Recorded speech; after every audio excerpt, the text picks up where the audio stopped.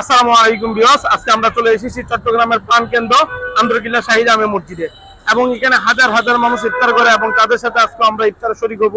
তার জন্য আমরা এসেছি এবং আন্দরকিল্লার প্রাণকেন্দ্র আন্দরকিল্লা শাহী জামে মসজিদ এবং এই মসজিদের নামে এই এলাকাটার নাম আন্দরকিল্লা। 251 বছর বয়সের মসজিদ।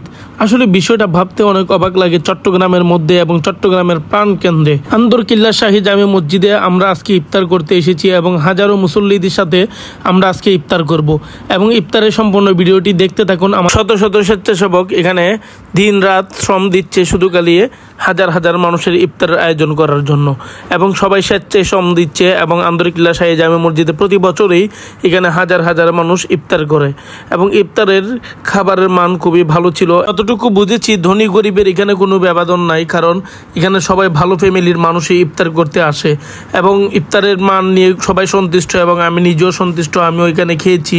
আসসালামু আলাইকুম ভাই। ওয়ালাইকুম আসসালাম রাহমাতুল্লাহি ওয়া বারাকাতুহু। প্রতিদিন কতজন মানুষের খাবারের আয়োজন করা হয়? প্রায় এখানে 400-500 এরকম হয়ে যায়, মাঝে মাঝে 300 হয়, 200 হয়। আর এই যে খাবারের যে ব্যবস্থা সেটা আপনার মানে কিভাবে আপনারা হ্যান্ডেল করেন? আমরা এখানে সহকর্মীরা আছে যাদের স্বেচ্ছাসেবক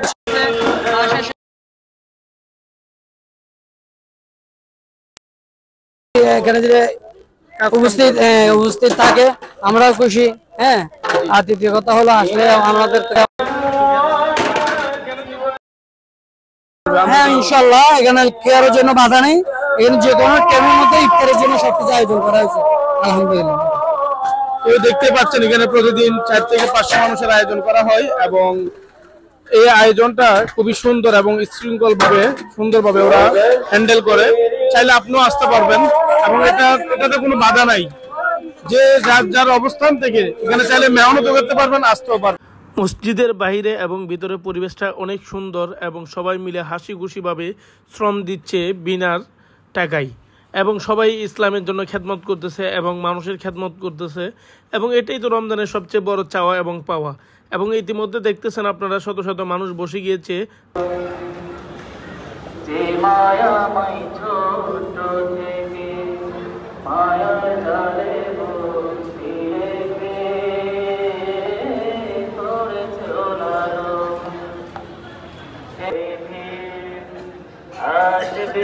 কাঙ্ক্ষিত সোনালি সকাল দুনিয়া শুনে যায় প্রতিদিন গুনাহের জাল, স্বপ্নেরা দল বেঁধে রাতে করে ভিড়, আসবে কি কাঙ্ক্ষিত সোনা দূর করে নিন।